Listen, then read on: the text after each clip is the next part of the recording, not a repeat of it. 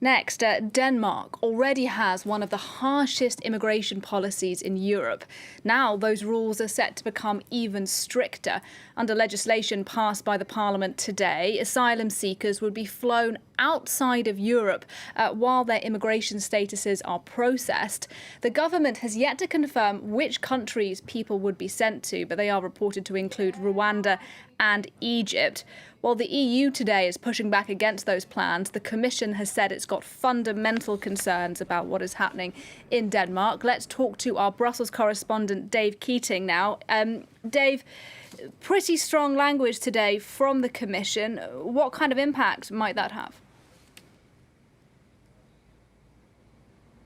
Yeah, the Commission spokesperson said today they share the concerns expressed by the UN High Commissioner for Refugees, both about the compatibility of this text with Denmark's international obligations and about the risk of undermining the foundations of the world system for processing refugees. Some pretty strong language. But most concretely, he said that the Commission believes that this violates current EU law on migration and asylum, and it would violate the proposal to revise that law, which is now on the table but hasn't been accepted yet.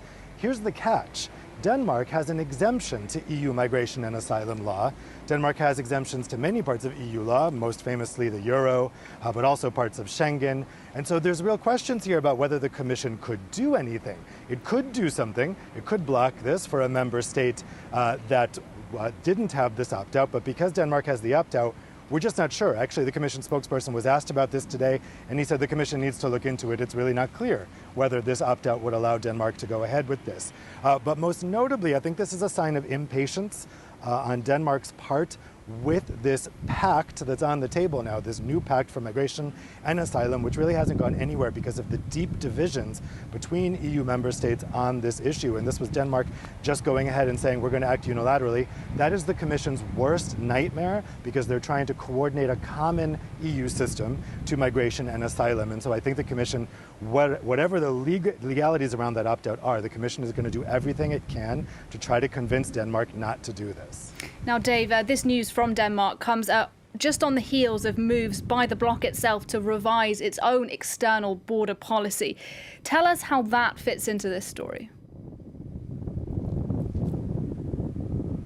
Yeah, yesterday we had a proposal from the Commission to revise the whole Schengen system, so a broader proposal than that pact that's currently on the table.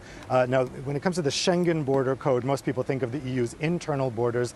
That's the passport-free area of free movement within the EU. But Schengen also deals with the external borders, and the original idea was that you would have common policies toward the EU's external borders, and in exchange you could have this freedom of movement within the EU without any passports. That first part never really happened. And so the Commission came out with this proposal today.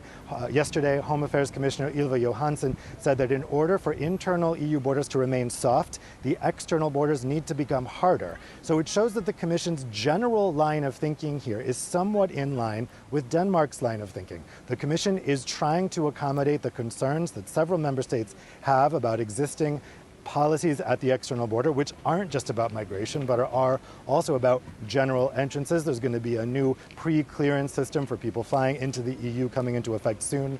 And so the Commission is, again, going to be trying to convince Denmark, look, we have proposals on the table here to strengthen those external borders. You don't need to go ahead on your own and act unilaterally. The question is whether Copenhagen will listen.